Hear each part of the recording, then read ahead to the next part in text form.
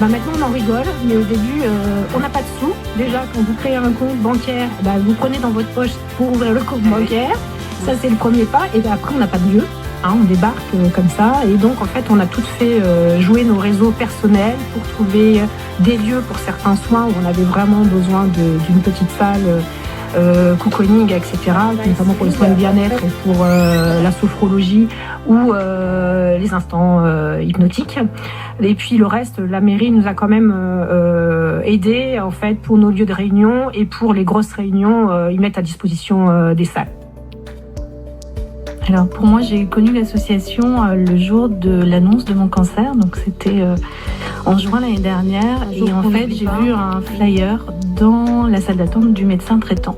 Et donc moi j'ai débuté mes traitements en juillet, donc j'ai rapidement sollicité l'association, notamment par rapport à la socio-esthétique, puisque très vite les traitements, certains traitements en tout cas, agissent sur la peau, sur la perte des cheveux, des cils, des sourcils, et en fait voilà, la socio-esthéticienne m'a beaucoup aidée à retrouver un petit peu l'estime de soi, à se regarder dans le miroir.